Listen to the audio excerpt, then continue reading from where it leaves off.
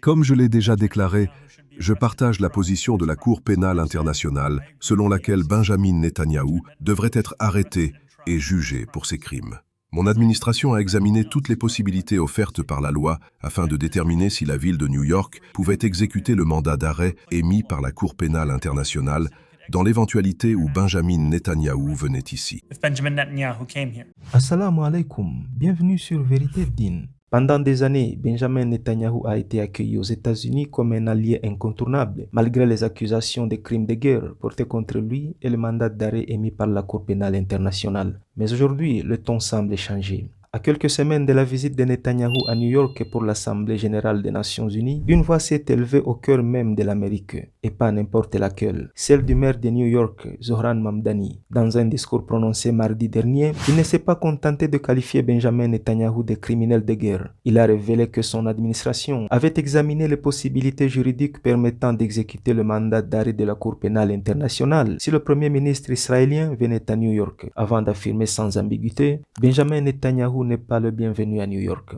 Dans cette vidéo, je vous propose d'écouter l'intégralité de cette déclaration qui fait déjà réagir bien au-delà des États-Unis.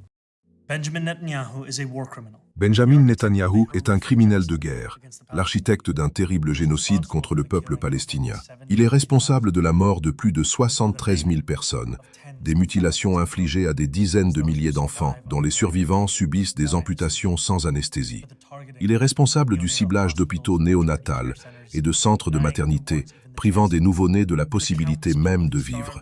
Il est également responsable de la famine imposée à d'innombrables personnes, en empêchant la nourriture et l'aide humanitaire de leur parvenir, ainsi que de la mort par balle de centaines de travailleurs humanitaires et de journalistes.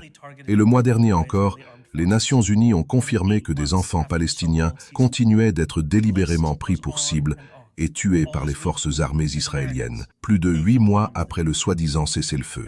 Et la liste continue de s'allonger, tandis que nous, Américains, finançons les bombes qui causent ces destructions. Ce n'est pas sans raison que la Cour pénale internationale a émis un mandat d'arrêt contre lui. En tant qu'êtres humains, nous avons passé des générations à construire une compréhension commune selon laquelle certains crimes sont d'une gravité telle qu'ils offensent l'humanité tout entière.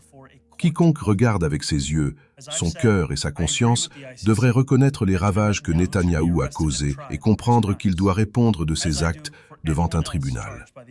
Comme je l'ai déjà déclaré, je partage la position de la Cour pénale internationale selon laquelle Benjamin Netanyahou devrait être arrêté et jugé pour ses crimes, tout comme toute autre personne faisant l'objet d'une inculpation de la CPI. Mon administration a examiné toutes les possibilités offertes par la loi afin de déterminer si la ville de New York pouvait exécuter le mandat d'arrêt émis par la Cour pénale internationale dans l'éventualité où Benjamin Netanyahou viendrait ici. Il est clair que nous ne disposons pas de l'autorité juridique indépendante nécessaire pour exécuter ce mandat.